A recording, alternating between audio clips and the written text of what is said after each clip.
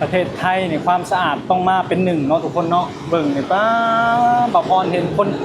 ย่างมาเนี่ยคนกูนี่ประมาณ2-3 คนเลยเห็นเนี่ยนี่ทุกคนพ่อแม่พี่น้องมื้อนี้บ่าวพรจะพามาเบิ่งสกายวอล์กเนาะป้าประเทศไทยคือมาสร้างคักสร้างแน่แท้ทุกคนเนาะเบิ่งนี่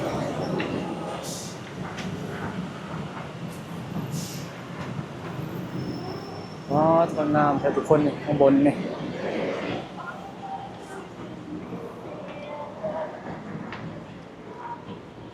โอ้ข้างบนมันจะเป็นที่นั่งเด้อทุกคนนี่สร้างงามแท้นี่เย็นมากเลย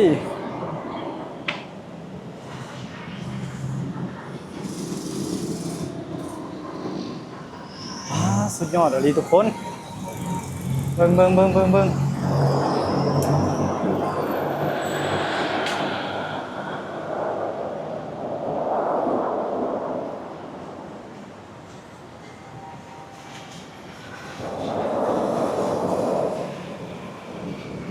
่งแน่ถอยแม่เอ้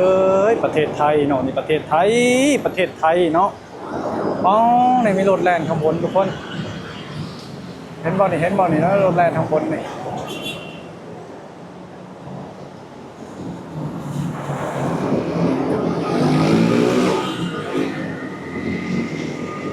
ทุกคนเบิ่งเนี่ยเขาเฮ็ดท็อปปุ๊บ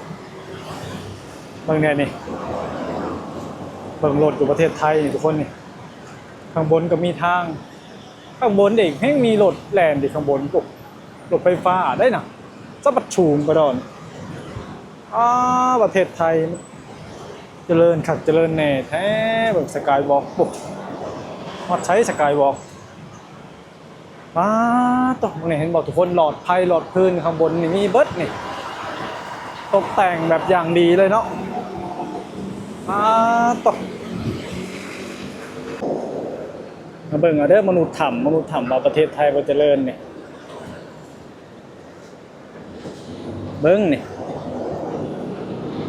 เขาเฮ็ดอย่างดีบางถนนบนทางรถจักรแล่นวิวาวเลยทุกคน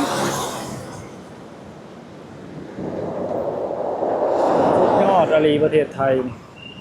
เบิ่งเนี่ยลาวสแตนเลสอย่างดีเลยนี่เนาะเบิ่งถนนประเทศไทยนี่ใครบ่เคยเห็นนะมาเบิ่งเด้อเนาะปานนั้นว่าคอมเมนต์บอกว่าประเทศไทยบ่เจริญมนุษย์ถ้ำบอกว่าประเทศไทยบ่เจริญเบิ่งเอานี่เบิ่งเนี่ยถนนหนทางเมื่อสกายวอล์กนี่นะสวัสดิ์สร้างได้สร้างดีอยู่แล้วเนาะมีตะเล็กเนาะต้นทุนเท่าไรล้านบาทก็ได้นี่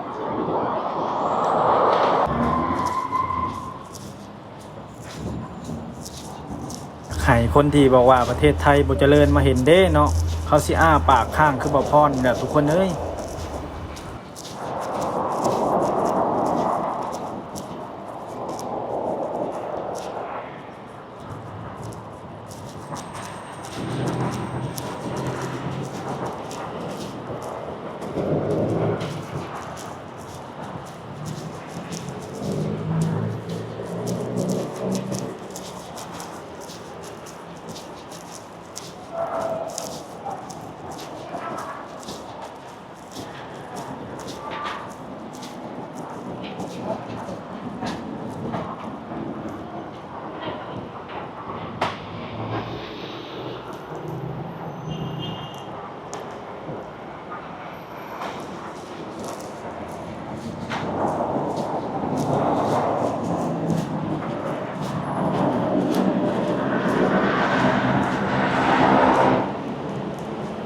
เขตปลอดบุหรี่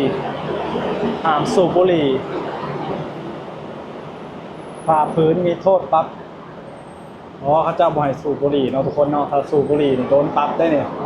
โอ้กฎหมายประเทศไทยแห้งเด้อนี่เนาะเอาว่าสูบบุหรี่โดนปรับได้นี่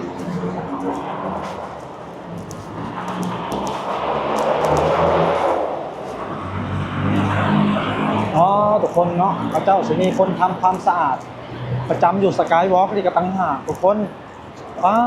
จะพอมันถึงสะอาดตลอดเนาะ เบิ่งหลอดไฟนี่ทุกคนนี่ข้างบนนี่มีหลอดไฟตกแต่งไว้นี่ว้าตกมีคนถูตลอดเนาะทุกคนกับพ่อมันถึงสะอาดกว่านี้เนี่ยเขาเห็ดคักขนาดราวเล็ดอย่างดีทุกคนในข้างล่างจะมีคนนั่งรอรถหลายๆเนาะ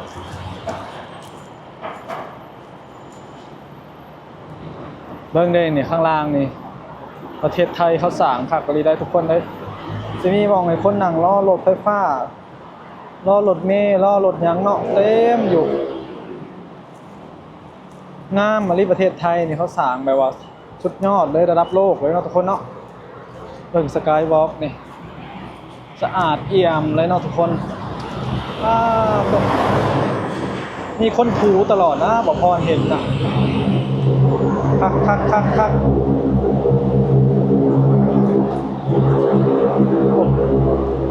กายวอล์กเล็กมันกว้างป้าเท่าไร100 ล้านพันล้านหมดแล้วเขาสร้างนี่เนาะ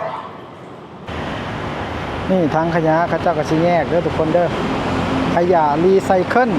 เป็นพวกขวดเขาจะแยกต่างหากเนาะอันนี้ขยะพวกเศษอาหารเนาะอันนี้ก็คือพวกขยะแห้งพวกกระดาษนะเขาเจ้าสิแยกกันแน่เด้อทุกคนเด้อ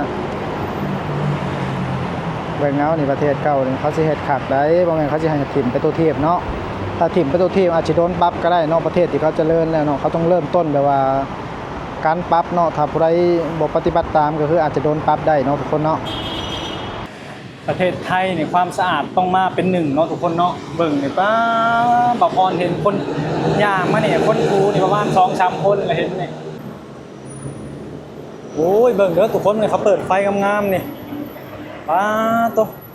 เนี่ยเขาเจ้าเปิดไฟให้เบิ่งนี่สุดยอดเลยประเทศไทยนี่ทุกคนมาเบิ่งเอากันเด้อพ่อแม่เอ้ยใครบ่เคยเห็นเนี่ยมาเบิ่งเด้อนี่ก็คือมาเห็นแบบนี้เนาะประเทศไทยเห็ดคักเห็ดแหน่เลยบางแน่สกายวอล์กนี่ทุกคนมาเบิ่งเด้อนี่สวยงามแท้นี่ตัวจากห้องดังๆเด้ปุ๊บโอ้นั่นนี่ก็มีเนาะปุ๊บเบิ่งทุกคนนี่โอ้เกิดมาบ่เคยพบบ่เคยพ่อบ่เคยเห็นเนาะสกายวอล์กประเทศไทยเนาะนี่เนาะซัมโค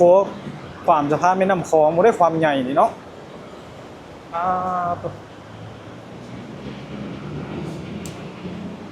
สุดยอดเลยทุกคนเอ้ยเบิ่งเนี่ยมาพรจะพาเยอะไปนี่ไปบ่เคยเห็นสกายวอล์กงามๆเนี่ยบ่าวพรคือจะเป็นคนลาวคนแรกที่ได้มาเห็นบ่จักแล้วเนาะทุกคนเนาะบ่าวพรก็บ่เคยเห็นไปถ่ายลงให้เบิ่งเนาะนี่บ่าวพรจะมาถ่ายให้เบิ่งงามๆนี่ทุกคนนี่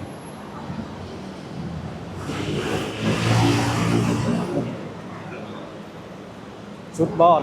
สุดเจ้านี่ไอ้บ่เคยเห็นมาเบิ่งเด้อพี่น้องเนาะเดี๋ยวไข่เขมรหรือว่ามนุษย์ถ้ำมาเห็นเด้ในความงามของประเทศไทยนี่